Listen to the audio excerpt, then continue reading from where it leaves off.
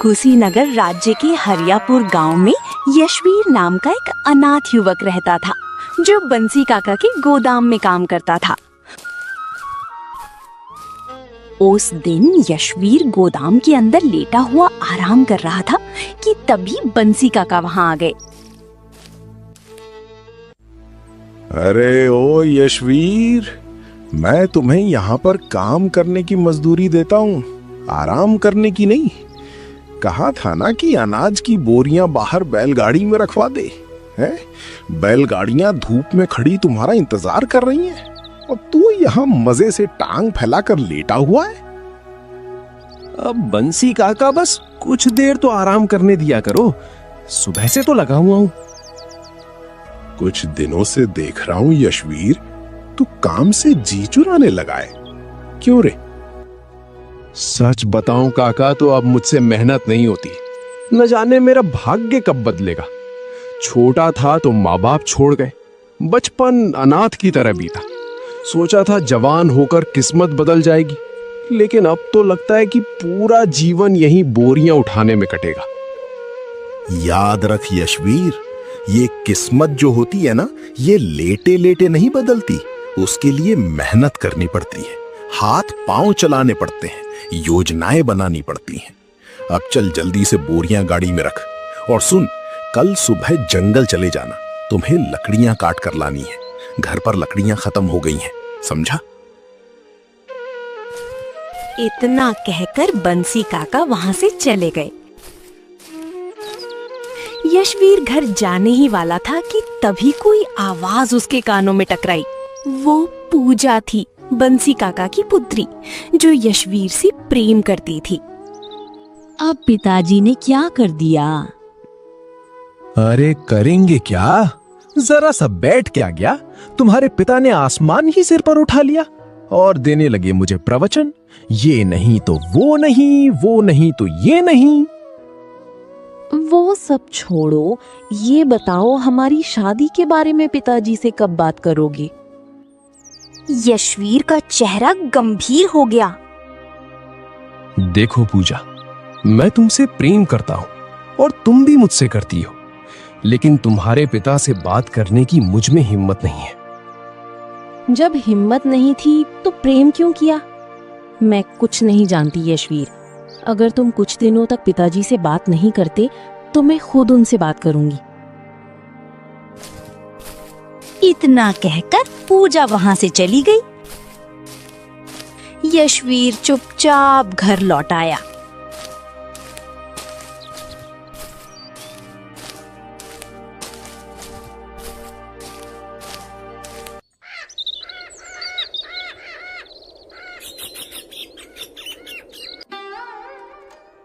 मुझे जल्द ही कोई ना कोई तरकीब सोचनी होगी, जिससे मैं जल्दी से धनवान बन जाऊं।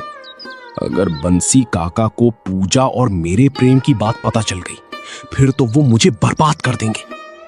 लेकिन अगर मैं अमीर बन गया तो फिर वो मुझे नीचा नहीं दिखा सकेंगे। पर सवाल ये है यशवीर, तू अमीर बनेगा तो बनेगा कैसे? यशवीर इन्हीं विचारों में खोया गहरी नींद में सो गया। अगले दिन यशवीर कुल्हाड़ी लेकर जंगल जा पहुंचा।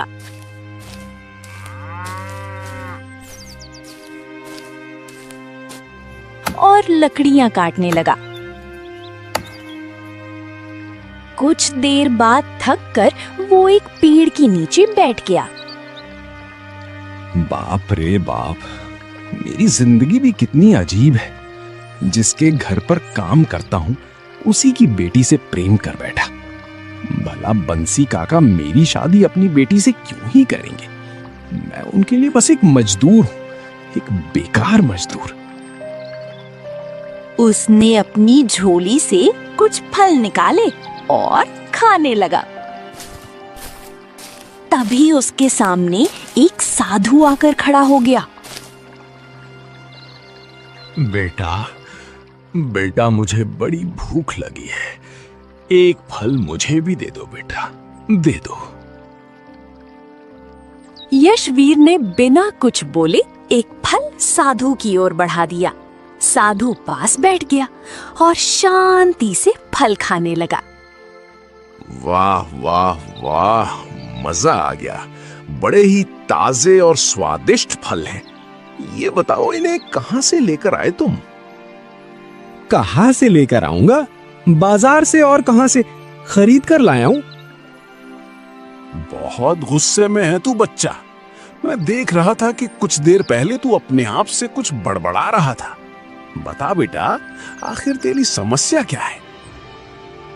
बोल तो ऐसे रहे हो जैसे अगर मैं अपनी समस्या बता दूंगा तो आप पल भर में उसका हल निकाल ही दोगे। बात तो सही है। क्या पता मैं तेरी कोई मदद कर दूं। बता तो सही बच्चे। यशवीर थोड़ी देर चुप रहा और उसने अपनी सारी व्यथा साधु को बता दी। अब आप ये बताइए साधु महाराज कि मेरा भाग्य कैसे बदलेगा? मैं अचानक से धनवान होना चाहता हूं। गरीबी की जिंदगी से मैं तंग आ चुका हूं। तो तू अपने भाग्य को भाग्यशाली नहीं मानता? भाग्यशाली? कहां से भाग्यशाली हो गया मेरा भाग्य? बचपन में माता पिता छोड़कर चले गए, बचपन अनाथ की तरह बीता और जवानी मेहनत में कट रही है। ये भाग्यशाली है? बताइए। बात तो तेरी सही है, लेकिन ये भी सोच बेटा, जिस सेठ के यहां तू काम करता है उसकी बेटी तुझसे प्रेम करती है। ऐसी किस्मत हर किसी की नहीं होती। यशवीर, जो प्रेम सच्चा हो वो केवल भाग्यशाली को ही मिलता है।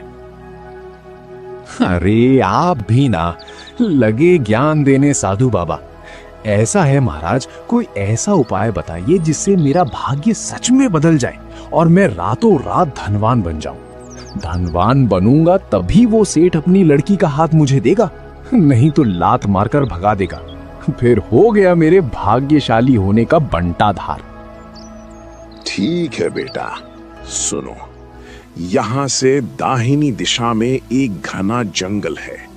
उस जंगल में तुझे एक छोटा सा मंदिर मिलेगा। उस मंदिर में एक सोने का तराजू रखा है। वो कोई साधारण तराजू नहीं है, वो देवी का तराजू है। अगर तेरे मन में जरा सा भी लालच नहीं हुआ और तेरे भाग्य में परिवर्तन लिखा है तो ही तू उस तराजू को उठा सकेगा। और हाँ, अगर तेरे मन में कपट या लालच आया तो जैसे ही तू उस तराजू को छुएगा तू जलकर राख हो जाएगा। समझा? अरे क्या खाक समझा। भला ये कैसा उपाय हुआ? एक तरफ जिंदगी, नहीं तो मौत। भाग्य ऐसे नहीं बदलता। कभी कभी भाग्य को आसमान तक चुनौती देनी पड़ती है। अगर डरता है तो सारा जीवन ऐसे ही दूसरों की गुलामी में गुजार दे, नहीं तो कोशिश करके देख ले। साधु की बात सुनकर यशवीर के भीतर कुछ जल उठा। ठीक है, अगर ऐसी बात है तो फिर मैं अपने भाग्य को जरूर आजमाऊंगा। इतना कहकर यशवीर उस दिशा में चल पड़ा जहां साधु ने उसे जाने को कहा था।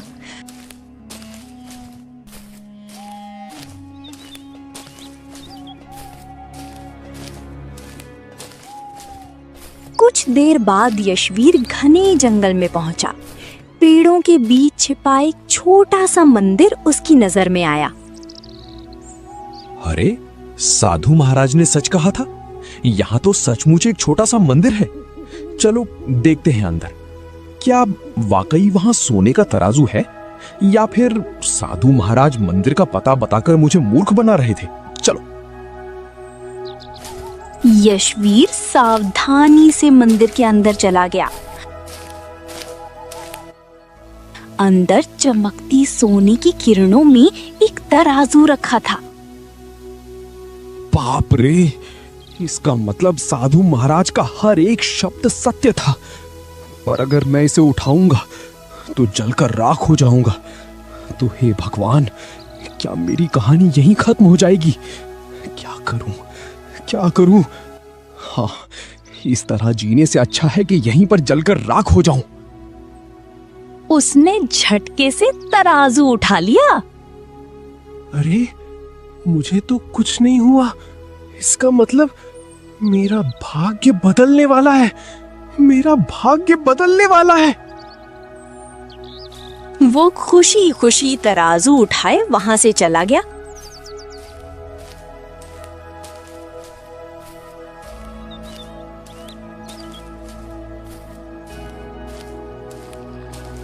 वापस उसी जगह जहां साधु बैठा था। अरे वाह, तू तो बड़ा भाग्यशाली है रे।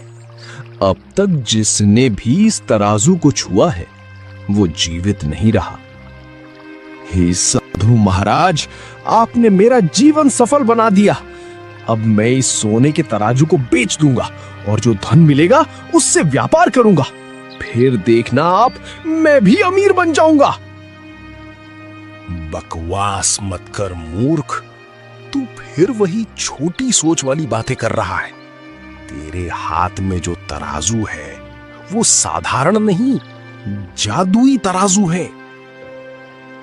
जादुई तराजू? इसका क्या मतलब है साधु महाराज?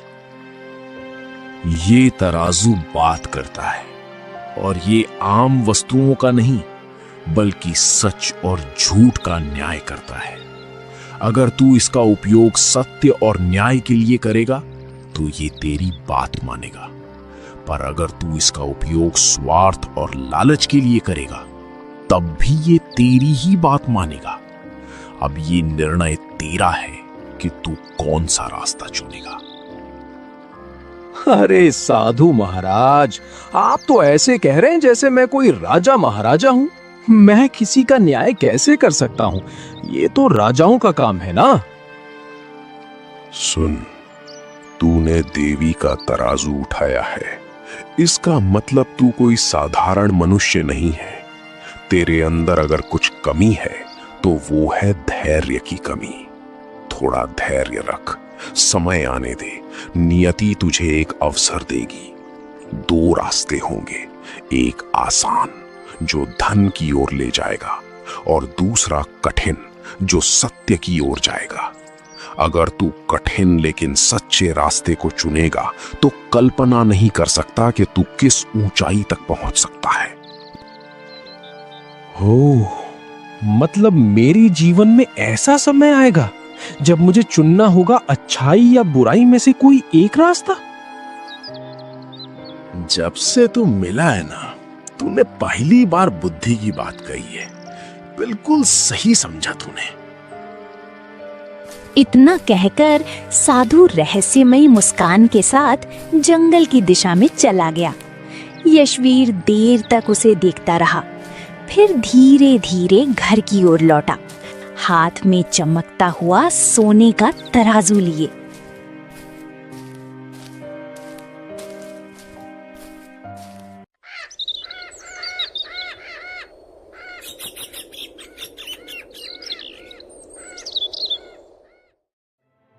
यशवीर घर पहुंचा ही था।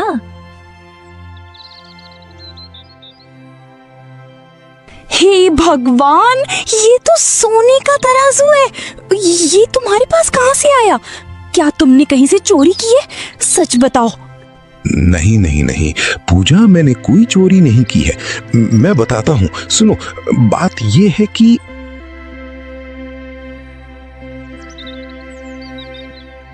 यशवीर ने पूरी घटना पूजा को सुना दी।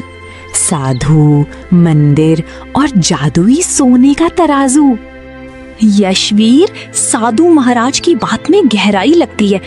तुम इस तराजू को कहीं बेचने की गलती मत करना। क्या पता वही साधु सच कह रहा हो और ये तराजू तुम्हें उस ऊंचाई तक पहुंचा दे जिसकी तुमने कल्पना भी नहीं की। हाँ, सच कहूँ पूजा, मैं भी यही सोच रहा हूँ। तभी अचानक वहां बंसी काका का नौकर मोहन आ पहुंचा।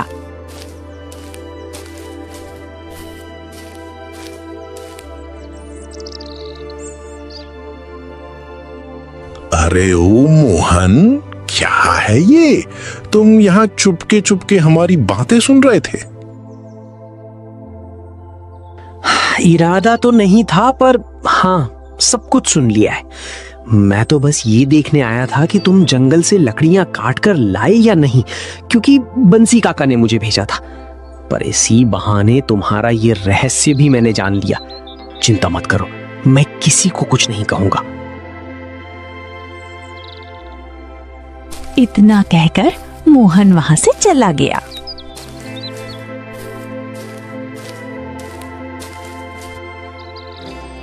यशवीर, अब उस तराजू को बहुत सुरक्षित रखना। क्यों? क्योंकि अगर मोहन को कोई बात पता चल गई तो मतलब कि वो बात पूरे गांव को पता चल जाएगी। हाँ, जानता हूँ, उसकी आदत ही ऐसी है।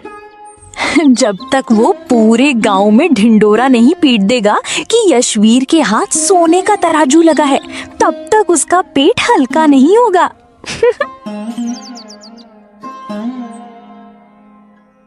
पूजा चली गई।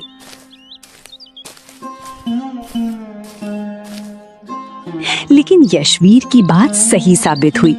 कुछ ही घंटों में मोहन ने पूरे गांव में खबर फैला दी कि यशवीर को एक दिव्य तराजू मिला है। उधर उसी समय केशव नगर के राजमहल में अंधकार और उदासी छाई थी। राजा विक्रम अपने सिंहासन पर गंभीर मुद्रा में बैठे थे।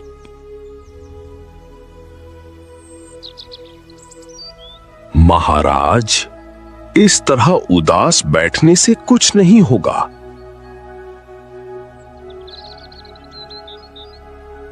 राजगुरु, तुम तो जानते हो ना कि मेरे राजकोष का सारा खजाना चोरी हो गया है।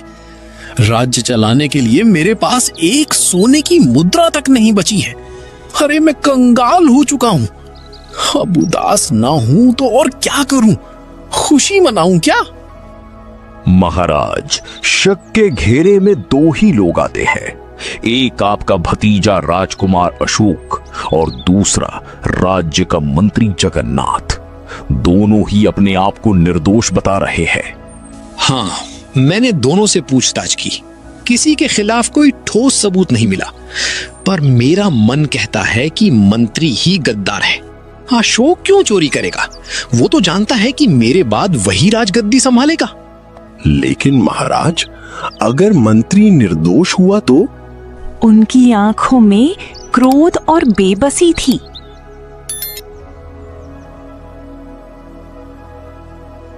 तो राजगुरु, जाओ तो फिर कोई ऐसा चमत्कार ढूंढो जो सत्य को सत्य और झूठ को झूठ साबित कर सके। क्योंकि मैं जानता हूं इन दोनों में से ही कोई एक चोर है, पर कौन, इसका अंदाजा मैं आज तक नहीं लगा पाया हूं। ये पहली बार है मैं अपने शासनकाल में ही किसी चोर को पहचानने में असफल हो रहा हूं।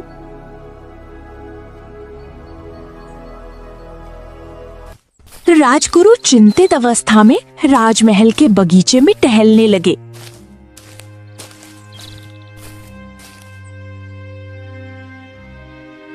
तभी एक सैनिक वहां आ पहुंचा।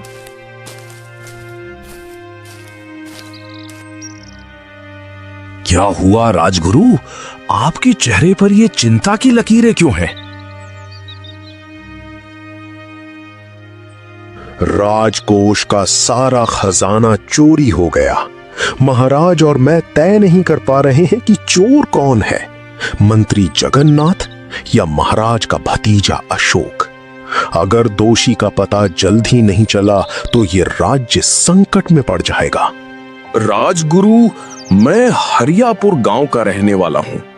वहां यशवीर नाम का एक युवक रहता है जिसके पास सोने का तराजू है। पूरा गांव कहता है कि वो तराजू साधु महाराज की देन है। अगर यशवीर से न्याय करवाया जाए तो असली चोर का पता चल सकता है। अच्छा, और तुम इतने विश्वास के साथ कैसे कह सकते हो? क्योंकि हमारे गांव का मोहन नाम का व्यक्ति हर सच बात गांव में फैलाता है। वो कभी झूठ नहीं बोलता और उसी ने बताया है कि वो तराजू चमत्कारी है। ओह, अगर ये बात सच है तो तुरंत यशवीर को मेरे पास लेकर आओ। उसे और उसके तराजू को प्रातःकाल दरबार में लेकर आओ। मैं ये बात महाराज को बताता हूं। सैनिक वहां से निकल गया, लेकिन ये सब वार्तालाप राजकुमार अशोक सुन चुका था।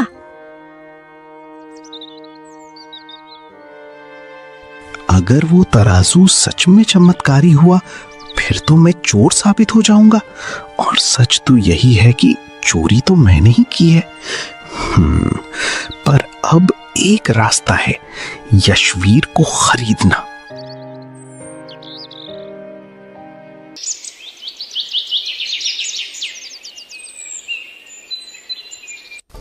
इधर सैनिक सीधे हरियापुर पहुंचे।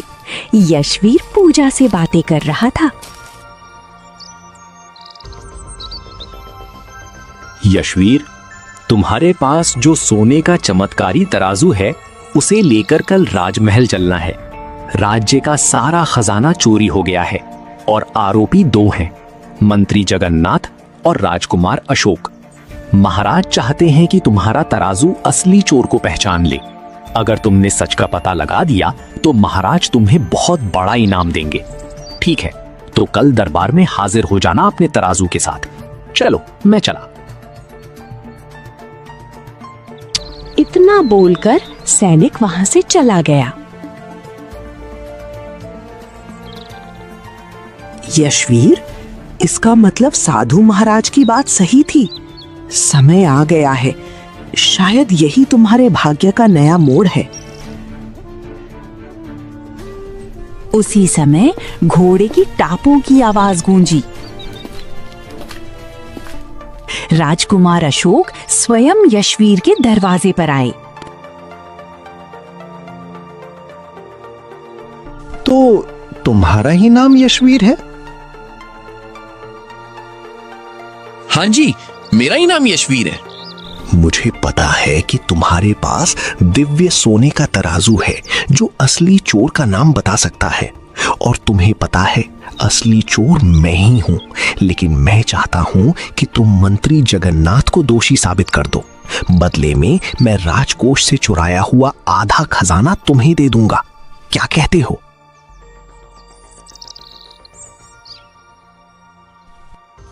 लेकिन तुमने खजाना चुराया क्यों?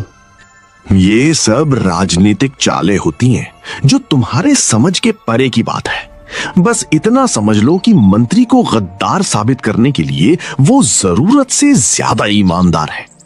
और वैसे भी कुछ दिनों में मैं राजा बनने वाला हूं। सोच लो, अगर तुम मेरे पक्ष में निर्णय दोगे तो मैं तुम्हें आधा खजाना और अपनी मित्रता दूंगा। राजा का मित्र बनना कोई छोटी बात तो नहीं है। सोच लेना, और जो भी निर्णय करना सोच समझ कर करना।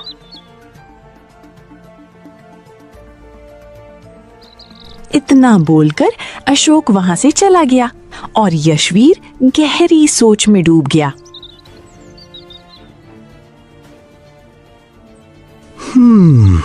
तो पूजा अब ऐसे में मैं करूं तो क्या करूं बताओ? आधा खजाना मिल रहा है और भविष्य का राजा स्वयं मित्रता का हाथ बढ़ा रहा है। ये तो बड़ी बात है ना? क्या तुम्हें साधु महाराज के शब्द याद नहीं? उन्होंने कहा था, समय आएगा जब तुम्हें अच्छाई और बुराई में से एक रास्ता चुनना होगा। अगर तुम झूठ बोल दोगे तो निर्दोष मंत्री का जीवन बर्बाद हो जाएगा, और जिस अशोक पर तुम भरोसा कर रहे हो वही राजा बनकर तुम्हें मरवा देगा। यशवीर चुप हो गया। कुछ पल बाद बोला, शायद तुम सही कह रही हो पूजा। अब मैं केवल सत्य का साथ दूंगा।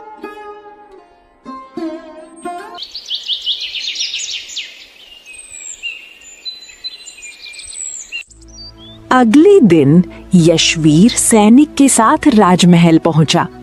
दरबार में महाराज विक्रम सिंहासन पर बैठे थे। सामने मंत्री जगन्नाथ और राजकुमार अशोक सिर झुकाए खड़े थे।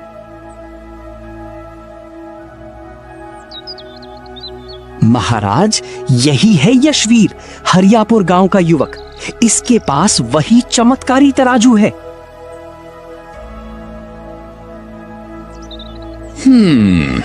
यशवीर, हमें बताया गया है कि ये तराजू सच और झूठ का निर्णय करता है। प्रणाम महाराज। महाराज, मैं प्रयास करता हूँ। जब से ये तराजू मेरे पास आया है मैंने इसका उपयोग नहीं किया है, लेकिन हाँ, साधु महाराज ने कहा था कि ये स्वयं बताएगा सत्य क्या है और झूठ क्या है।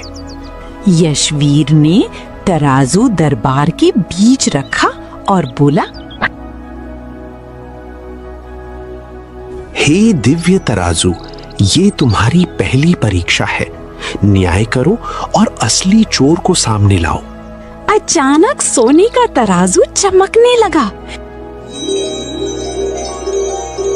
उसकी आवाज गूंजी, दोनों आरोपियों को मेरे पलड़े में बैठा दो। राजकुमार अशोक, तुम पहले बैठो। अशोक तराजू के एक पलड़े में बैठा। मंत्री जगन्नाथ, तुम दूसरे पलड़े में बैठो। मंत्री भी बैठ गया।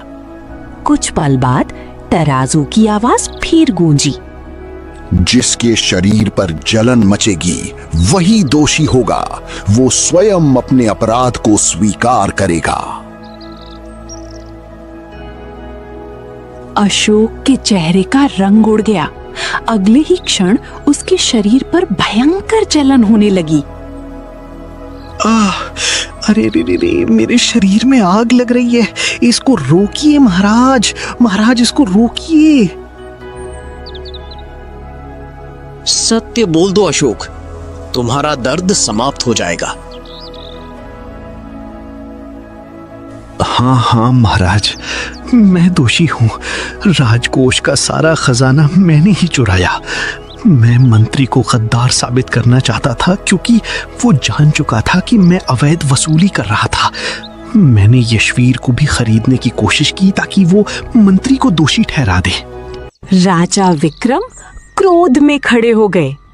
अशोक, हमने सोचा था कि तुम हमारे उत्तराधिकारी बनोगे, पर जो अपने ही राज्य को लूटे वो राजा बनने के योग्य नहीं।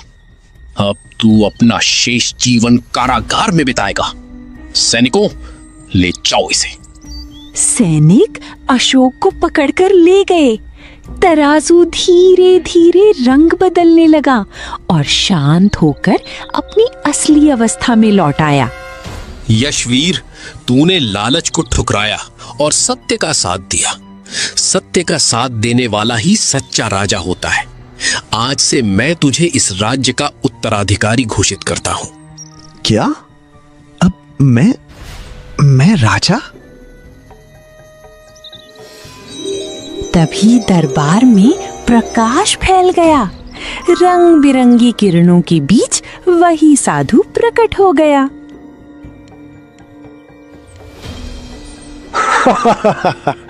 कहा था ना यशवीर, जब तू सत्य का साथ देगा तो वहां पहुंचेगा जहां की तूने कल्पना भी नहीं की थी। तू राजा बनेगा, ये तेरे भाग्य में लिखा था। साधु महाराज, मैं सही बताऊं, मैंने कभी सोचा भी नहीं था। धन्यवाद, धन्यवाद। अगर तू लालची होता तो कुछ समय के लिए धनवान तो बन जाता, पर सारा जीवन दुख में बिताता। पर तूने मन की आवाज सुनी और वही तेरी असली शक्ति है। तराजू से प्रकाश की लहरें निकली और वो धीरे धीरे गायब हो गया। अब ये तराजू उस देवी के मंदिर में लौट गया जहां से आया था, किसी और यशवीर की प्रतीक्षा में। साधु भी उसी रोशनी में विलीन हो गया। कुछ समय बाद यशवीर का विवाह पूजा से धूमधाम से हुआ। हरियापुर से लेकर पूरे केशव नगर तक यशवीर के न्याय और सत्य की चर्चा फैल गई। इस कहानी की सीख: सत्य का साथ देने वाला व्यक्ति अंत में हमेशा सम्मान और सफलता पाता है। लालच और बेईमानी इंसान को विनाश की ओर ले जाती है। कठिन परिस्थितियों में भी सही निर्णय लेना ही सच्ची बहादुरी है। ईमानदारी और न्याय का मार्ग अपनाने वाले को भगवान भी सफलता का आशीर्वाद देते हैं।